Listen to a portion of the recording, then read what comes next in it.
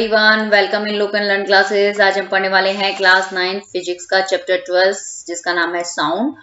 और जो हमारा आज का टॉपिक है वो है वेलोसिटी ऑफ साउंड वेव। ये जो साउंड वेव्स होती है उसका लास्ट कैरेक्टरिस्टिक्स है, उसको अब हम समझ लेते हैं वेलोसिटी क्या होती है। ओके, वेलोसिटी वर्ड तो बहुत बार आया है, तो आपको पता होगा कि वेलोसिटी क्या होती है। वेलोसिटी जो होती है वो एक तरह का स्पीड होता है। ओके, स्पीड और वेलोसिटी में क्या डिफरेंस होता है कि जो स्पीड होती है उसमें हम डायरेक्शन मेंशन नहीं करते हैं, लेकिन जो वेलोसिटी जो होती है वो स्पीड ही होती है, लेकिन इसमें डायरेक्शन जो होती है वो कंपलसरी होता है। ओके, तो इसको हम समझते हैं। It is the distance travelled by a wave in 1 second. Speed is represented by v, speed with which मतलब speed with which compression and rarefaction move ahead is called velocity। मतलब जो साउंड जो होती है वो किसकी फॉर्म में travel करती है? वेव की फॉर्म में क्या करती है? ट्रेवल करती है। तो साउंड वेव को 1 सेकेंड मतलब 1 सेकेंड के अंदर कितना डिस्टेंस कवर करती है उसको हम बोलते हैं उस साउंड वेव की वेलोसिटी। ओके, अब हम देखते हैं कि जो स्पीड जो होती है उसको आप v से डिनोट करते हैं, या जो वेलोसिटी जो होती है उसको भी आप किससे डिनोट करते हैं? v से डिनोट करते हैं। जो साउंड वेव जो होती है उसका एक डायरेक्शन होता है। ओके, इसीलिए हम क्या बोलते हैं? साउंड वेव की वेलोसिटी। क्लियर? तो हम इस तरीके से भी बोल सकते हैं कि जो साउंड वेव की जो वेलोसिटी जो होती है वो एक स्पीड ही होती है, लेकिन उसका एक डायरेक्शन होता है, और उसी डायरेक्शन के अंदर क्या होती है? वो साउंड वेव्स जो होती है वो क्या करती है? कंप्रेशन और रेयरफ्रैक्शन बना के क्या करती है? आगे की तरफ क्या करती है? मूव करती है, और उसी को हम बोलते हैं वेलोसिटी। क्लियर? तो वेलोसिटी कुल मिला के क्या हो गया है कि जो साउंड वेव जो होती है वो 1 सेकेंड के अंदर कितना डिस्टेंस कवर करती है उसको हम उस साउंड वेव की क्या कह देते हैं? वेलोसिटी कहते हैं। और इसको किससे डिनोट करते हैं? आप v से डिनोट करते हैं। Clear? The speed of sound is more in solid, less in liquid and least in gases. मतलब जो किसी भी साउंड वेव का जो स्पीड जो होता है वो मतलब मीडियम के ऊपर डिपेंड करता है। और जो मीडियम जो होते हैं वो 3 तरह के होते हैं, एक तो सॉलिड होता है, एक लिक्विड होता है और गैसेस होता है। तो किसी भी साउंड वेव की जो स्पीड जो होती है ना वो सबसे ज्यादा सॉलिड में होती है।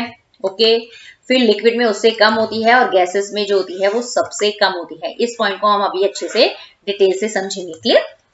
सबसे पहले हम देख लेते हैं कि जो साउंड वेव जो होती है उसकी वेलोसिटी क्या होती है।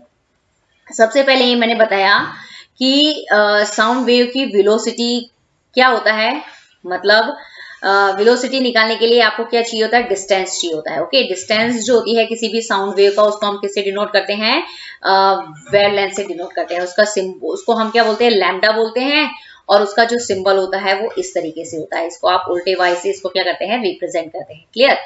और हमें वेलोसिटी निकालने के लिए दूसरा जो हमारा जो मतलब चीज चाहिए होती है वो होता है टाइम। ओके, तो क्योंकि हम ये बोलते हैं ना कि कोई भी साउंड वेव्स जो होती है वो 1 सेकेंड के अंदर कितना डिस्टेंस कवर करती है, मतलब 1 सेकेंड के अंदर वो कितना वेवलेंथ कंप्लीट करती है, उसी को हम क्या कहते हैं? उस साउंड वेव का वेलोसिटी कहते हैं। और जो साउंड वेव की जो वेलोसिटी जो होती है उसको आप किससे डिनोट करते हैं? v से डिनोट करते हैं। क्लियर?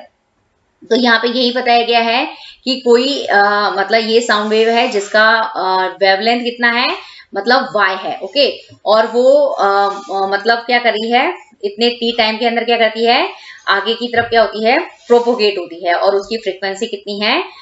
f फ्रीक्वेंसी है। क्लियर? f फ्रीक्वेंसी का मतलब ये होता है कि वो 1 सेकेंड के अंदर कितने ऑसिलेशंस जो होती है वो कंप्लीट करती है, तो उसको हम ये बताते हैं।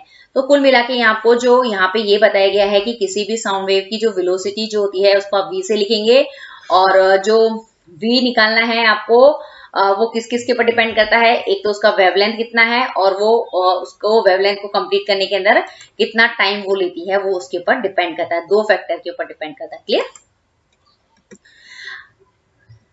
अब हमारा जो एक टॉपिक था कि जो साउंड वेव का जो स्पीड जो होता है वो मतलब मीडियम के ऊपर डिपेंड करता है। ओके, मीडियम मतलब मटेरियल, और जो मटेरियल्स जो होते हैं वो मतलब मीडियम जो होता है वो 3 तरह के हो सकता है, या तो गैसेस हो सकता है, या फिर वो सॉलिड हो सकता है, या फिर मतलब हो सकता है लिक्विड। क्लियर? तो आप देखेंगे कि जो साउंड का जो स्पीड जो होता है वो गैसेस के अंदर होता है 343, और जो सॉलिड है, सॉलिड में हमने वुड लिया है तो उसका जो स्पीड है वो है 3960, और वाटर के अंदर जो साउंड का जो स्पीड होता है वो 1493 होता है। क्लियर? तो आप देखेंगे कि जो साउंड का जो स्पीड जो होता है वो एयर के अंदर सबसे क्या होता है, कम होता है। उसके बाद आप देखेंगे कि जो साउंड का स्पीड जो होता है उसमें स्पीड की स्पीड जो होती है वो गैस की कंपैरेटिवली लिक्विड में ज्यादा होती है। और फिर जब आप लिक्विड और सॉलिड का कंपैरिजन करेंगे तो जो साउंड का स्पीड जो होता है वो लिक्विड के कंपैरेटिवली क्या होता है, गैस सॉलिड के अंदर सबसे ज्यादा होता है। ओके, स्पीड जो होती है साउंड की, तो इस तरीके से आप देखेंगे कि जो साउंड का स्पीड जो होता है वो सबसे ज्यादा किस में होता है, सॉलिड के अंदर होता है। ओके, और जो गैसेस जो होती है उसके अंदर जो साउंड का स्पीड जो होता है वो सबसे कम होता है, और जो साउंड की स्पीड जो होती है वो मीडियम होती है, मतलब लिक्विड के अंदर होती है। इसका रीजन क्यों है कि अब हमें ये देखना है कि जो साउंड का स्पीड जो होता है वो गैसेस के अंदर जो होता है वो सबसे कम क्यों होता है। तो आप यहाँ पे देखेंगे कि गैसेस में सबसे कम स्पीड की होती है। तो आप देखेंगे कि जो गैस जो होती है उसके अंदर जो पार्टिकल्स जो होते हैं वो दूर दूर होते हैं। ओके, तो पार्टिकल्स दूर दूर हैं तो जो साउंड वेव्स जो होती है उसको प्रोपोगेट होने के अंदर क्या होगा, मतलब एक पार्टिकल से दूसरे पार्टिकल्स के अंदर प्रोपोगेट होने के अंदर मतलब करने के अंदर जो उसकी स्पीड जो होगी वो क्या होगी, कम होगी, क्योंकि गैस के जो पार्टिकल्स जो होते हैं वो बहुत दूर दूर होते हैं। ओके, अब हमारा दूसरा है कि जो लिक्विड जो होते हैं उसके अंदर जो साउंड का स्पीड जो होता है वो गैस के कंपैरेटिवली थोड़ा ज्यादा होता है। मतलब साउंड की स्पीड जो होती है वो लिक्विड में गैस के कंपैरेटिवली ज्यादा होती है, क्योंकि लिक्विड के अंदर क्या होता है, जो पार्टिकल्स जो होते हैं वो गैस के कंपैरेटिवली क्या होते हैं, थोड़े पास पास होते हैं। तो इसके अंदर जो साउंड की स्पीड जो होगी वो क्या हो जाएगी, वो थोड़ी गैस के कंपैरेटिवली क्या हो जाती है, ज्यादा हो जाती है। क्लियर।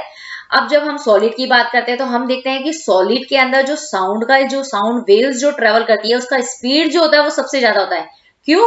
क्योंकि जो सॉलिड के अंदर जो पार्टिकल्स जो होते हैं वो एक दूसरे से मतलब एक दूसरे के इतने पास पास होते हैं कि जो एनर्जी जो ट्रांसफर होती है वो मतलब पार्टिकल्स के पास पास होने की वजह से क्या होती है कि एनर्जी जो होती है वो एक पार्टिकल से दूसरे पार्टिकल्स में क्या होती है, बहुत जल्दी जल्दी ट्रांसफर हो जाती है। ओके, तो जो इसकी वजह से क्या होता है कि जो साउंड की जो स्पीड जो होती है वो सॉलिड के अंदर क्या हो जाती है, बढ़ जाती है। तो कुल मिला के आपको ये बस इतनी सी बात याद रखनी है कि पार्टिकल्स का अरेंजमेंट कैसा है, मीडियम के अंदर पार्टिकल्स का अरेंजमेंट कैसा है, तो उसके ऊपर जो साउंड का जो स्पीड होता है वो डिपेंड करता है।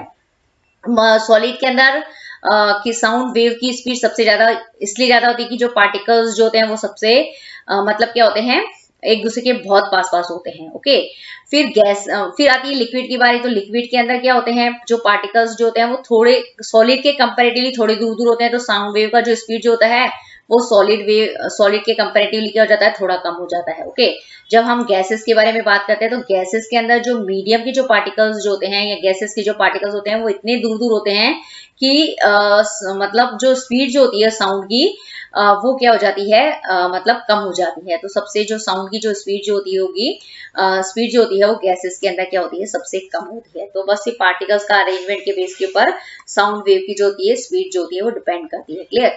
यदि ये आपको वीडियो पसंद आए तो प्लीज इसे लाइक कीजिए, शेयर कीजिए, लुक एंड लर्न क्लासेस को सब्सक्राइब कीजिए और नोटिफिकेशंस बेल को लेटेस्ट अपडेट के लिए हिट कीजिए। Thank you very much.